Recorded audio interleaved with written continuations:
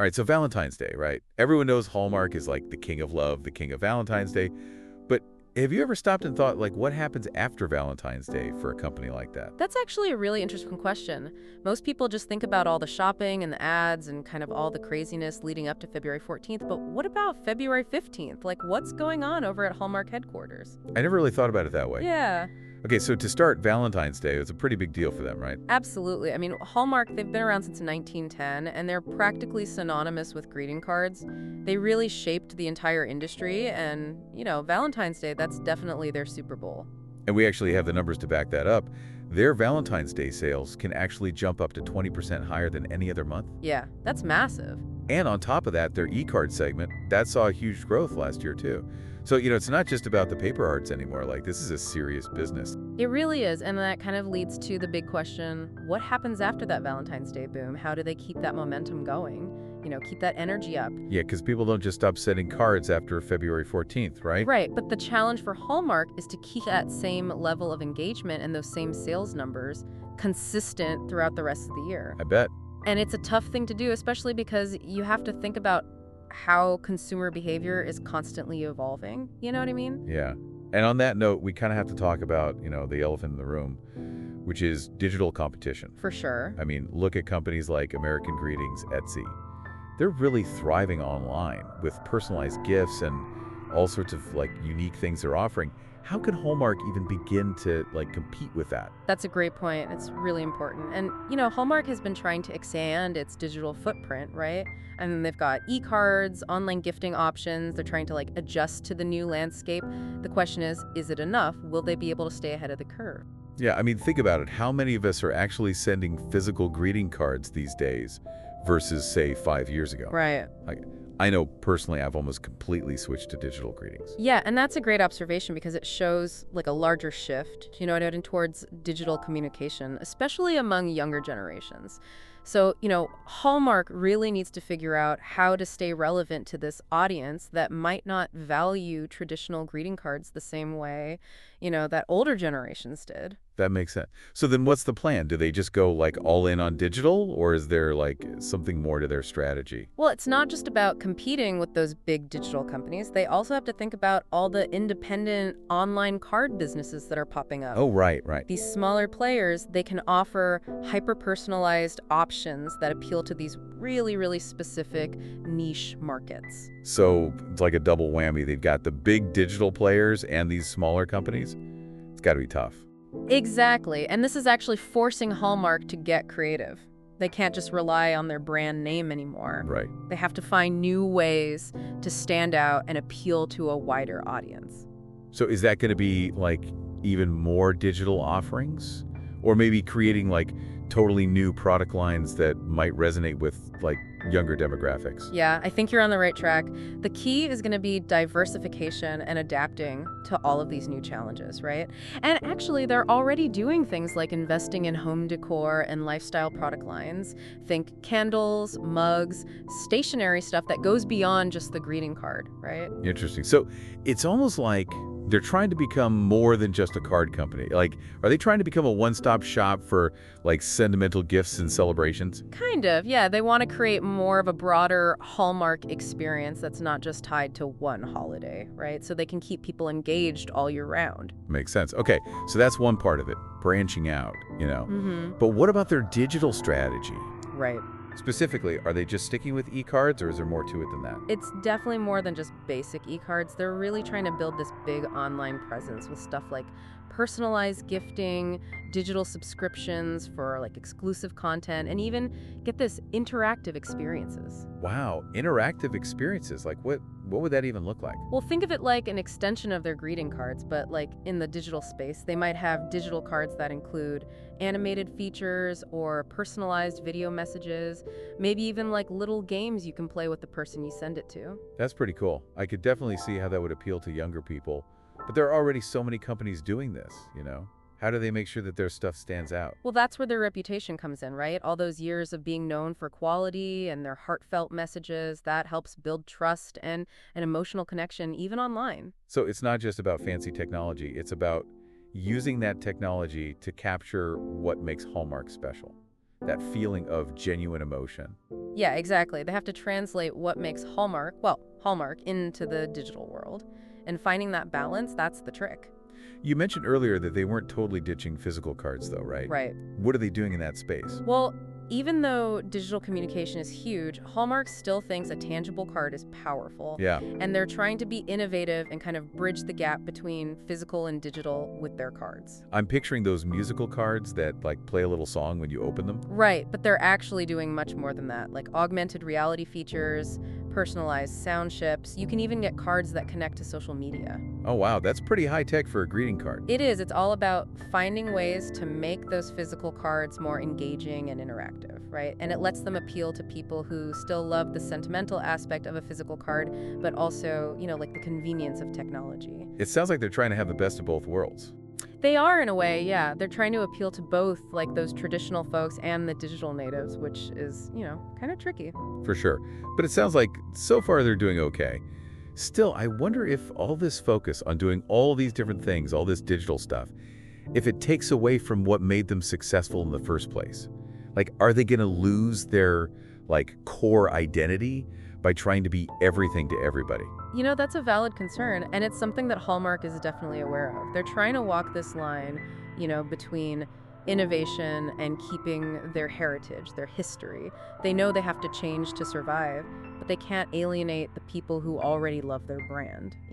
Yeah, that's a tough balance. It's like a constant push and pull between staying true to who you are and keeping up with the times. Exactly, and it'll be interesting to see how they handle all of that in the next few years.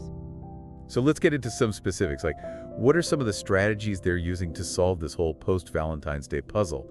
We touched on diversification, but what does that actually look like for them? One of the main things they're doing is expanding beyond the traditional greeting cards. They're getting into new product categories. Oh, interesting. Like what kind of stuff? Well, they're putting a lot of effort into home decor and lifestyle products.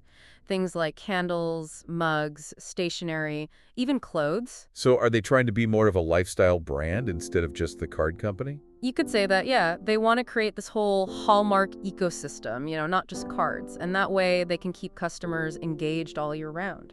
Yeah, that makes sense. But what about the digital side of things? We were talking about that earlier, but are they just doing more e-cards or is there something else going on there? No, it's definitely more than just e-cards. They're building a bigger presence online with things like personalized gifts, digital subscriptions for exclusive content, and even interactive experiences. Interactive experiences, what does that even mean? Well, imagine it like this. They're taking their greeting cards and bringing them to life online. They might have digital cards that have animations or personalized video messages, maybe even some little games that you can play with the person who receives the card. Okay, I can see how that would be appealing to younger people, but there are already tons of companies doing that kind of stuff online. How can Hallmark stand out? That's where all those years of quality and heartfelt messaging comes in. They're using that to create a feeling of trust and connection in the digital world. So it's not just about using the latest technology, it's about keeping that Hallmark spirit, that feeling of real emotion. Exactly. They need to take what makes Hallmark special and translate it into the digital world. It's a delicate balance to strike. You were saying earlier that Hallmark isn't getting rid of physical cards entirely, though, right? Yeah. Tell me more about that. What are they doing with physical cards? Well, even with all the digital communication we have these days, Hallmark still believes in the power of a real, tangible card. And they're trying to combine the physical and digital worlds in a way. Interesting. So we're not just talking about those musical cards that play a song when you open them. No, they're doing much cooler stuff. Think augmented reality features, personalized sound chips. You can even find cards that connect to social media now. Wow. That's a lot more high-tech than I would have imagined for a greeting card. It is. It's all about making those physical cards more engaging and interactive. They want to attract people who love the feeling of a real card, but also appreciate the convenience of technology. So they're trying to please everyone, huh? Well, yeah, in a sense, they want to appeal to both the traditional card buyers and the people who are all about the digital world. It's a tricky balance. I bet it is. It seems like they're doing pretty well, though. But, with all this focus on new products and all this digital stuff, I have to wonder if they're moving too far away from what made them successful in the first place. Are they losing their brand identity by trying to be everything to everyone? That's a good point. And it's something that Hallmark is thinking about, too. They're walking a fine line between innovating and staying true to their roots. They need to adapt, but they don't want to alienate the people who already love their brand. It's like a constant battle between sticking to your core and moving with the times. Yeah, exactly. And we'll just have to see how they manage all of that in the years to come. Wow, we've really learned a lot about Hallmark today, haven't we? I mean, it's so interesting to see how they're trying to balance, like, their history, all their legacy, with this need to be, like, innovative in a world that's just changing constantly. Yeah, it's like they're walking a tightrope. On one side, you've got people who love those traditional greeting cards, and then on the other, you have like these digital natives who want instant everything, and they want things personalized. And they're trying to do it all, right? We talked about all the different stuff they're doing. They're offering more than just cards. They're going digital in a big way, and they're even finding ways to make those physical cards more like interactive and fun. But the big question is, will it be enough? Can they really make this work? Or will Hallmark, become like a thing of the past? It's like we're watching this big experiment play out right in front of us. And there's really no way to know for sure, right? There are just so many things that could affect what happens, like how consumers change, new technologies, even the economy. Absolutely. It's a really complex situation, and there's no like guaranteed outcome. But no matter what happens with Hallmark, I think we can learn something from all of this. I agree. So what are some of the things, like the key takeaways that our listeners can maybe apply to their own lives or even like in their own businesses? Well, I think Hallmark's story shows us that no industry is safe from disruption. I mean, the digital world is changing everything, and businesses need to be ready to adapt. If they want to survive, that is. Right. You can't just stick with what's worked in the past. You've got to be open to change. Try new things, experiment, be open to new technologies and new ideas. And it's not just about chasing trends. It's about like really understanding what people want, what drives them to buy things, and then finding new and creative ways to meet those needs. In Hallmark's case, it's about realizing that people still want those real human connections, even in a digital world. People still want those physical ways of showing they care, whether it's a handwritten card or a thoughtful gift. Right, and that's a powerful idea that goes way beyond just greeting cards. That's something that any business or even just any person who wants to build relationships can use. So as we finish up our deep dive into Hallmark, I have to say, I'm really impressed with how they're adapting and evolving. They're not afraid to try new things, to experiment, and to really push the boundaries of what a greeting card company can be. And it's going to be so interesting to see what happens next. Will they be able to bridge that gap between tradition and all the new stuff? Who knows? Only time will tell. But no matter what happens, their story gives us all something to think about. It reminds us that change is going to happen no matter what. And the best way to deal with that is to be open to new ideas, to innovate. That's how you stay relevant in a world that's always changing. Couldn't have said it better myself. And to everyone listening, we want you to think about how this all connects to your own lives. How are you adapting to the digital age? How are you finding ways to stay connected to people in this fast-paced digital world? We'd love to hear your thoughts on this, so leave us a comment and let us know what you think. And until next time, keep exploring, keep learning, and keep diving deep.